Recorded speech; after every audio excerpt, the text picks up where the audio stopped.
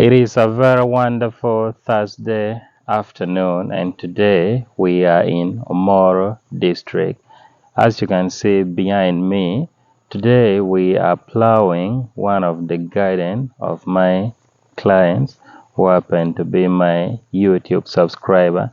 Actually, she came all the way from Kampala to do farming right here in northern Uganda because of my video, and I'm very excited about that. I'm actually happy that through what I am doing, someone is being inspired and someone is being moved all the way from Kampala, which is like 300 kilometers, to come and do farming in northern Uganda. Now, in today's video, I want to talk about two things which I believe might help you as a farmer, and this comes directly from one of my YouTube subscriber. Last week, I got a message on my WhatsApp from someone who is a watermelon farmer who also has been following me on YouTube, and this was a message. So I left my farm under someone's management. I visited on the weekend and I was not happy. There were very many weeds. When I asked him why there were many weeds, he said that it was to provide shade for the watermelon and protect them from sunlight. Now, I'm going to talk about this and answer this question, and I'm doing it right here in this garden simply because we are actually going to put watermelon right here in this garden. This garden is about 5 acres, very fertile, as you can see, and of course that is how the land in northern Uganda looks like.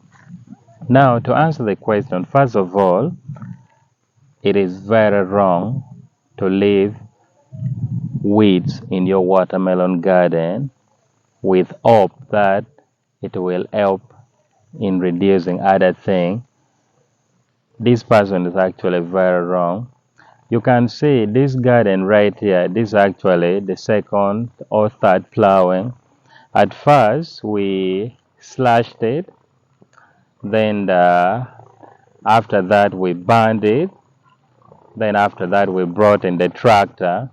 But unfortunately, the tractor person did a very shoddy work here, which personally I was not happy, because the time my client was bringing him, I was not there. But if I had recommended someone good, it was going to be okay. So what we are doing today, this is like the second or the third plowing, and there is a specific reason why we're actually doing it. Now, when it comes to any crops, actually, be it you want to do watermelon, you want to do maize, you want to do cabbage, uh, literally any crops, as a farmer, you actually need to put in a lot more effort in the preparation stage, because if you put in a lot of effort in the preparation stage, it will save you a lot of money. For example, if you just prepare your garden in a very poor way and you went ahead and then you put in the seed, please note that you will have too much weed, which sometimes they can overwhelm your crops, or they can even demand you to pull in a lot of money when it comes to weeding, which of course that is a waste of resources, and also that is a waste of time and a waste of energy to you as a farmer. So my whole point today, I've been doing quite a lot of videos about watermelon growing in Uganda, and yes, I still have a lot more videos coming because I have many farmers that I know that are doing melon farming right here in northern Uganda. Personally, I have some project that I'm handling, and we do have my subscriber, my friend now, my client who is also doing it here. And yeah, I'm going to be bringing to you detailed video that will guide you.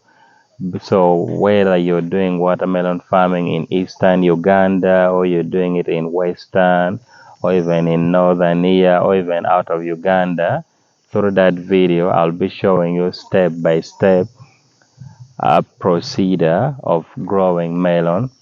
And now this will be, of course, all the way from choosing the right garden preparation, spacing, planting, and all those. So my whole point today, if you want to plant anything or if you want to plant watermelon to be specific, please put much effort and much time in garden preparation. You can see how this one look. It's actually being plowed very well. This person who is doing is very smart and he knows what he's doing. We are actually very impressed. Now, after plowing like this, we'll just wait maybe for rain to come once, and then the garden will be good and ready for putting in the seeds.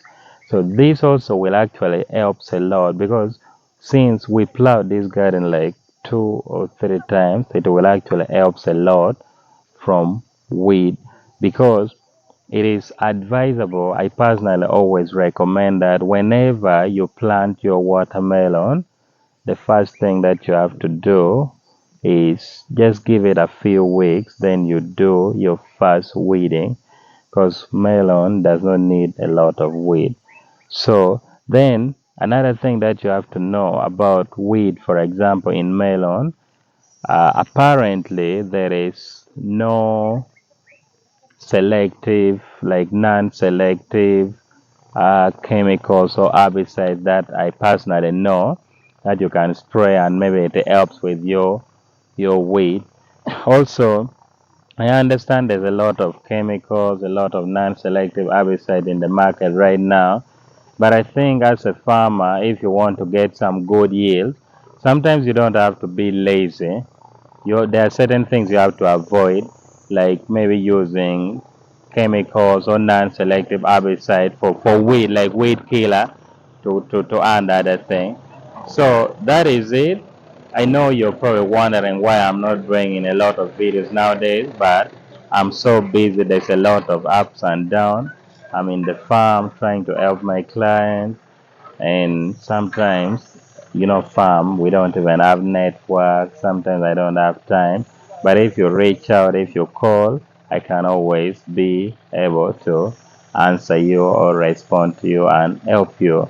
My name is Charles Layoo and I am the Ugandan farmer. Thank you for watching this video. I hope you've learned one or two things. I will see you in my very next video.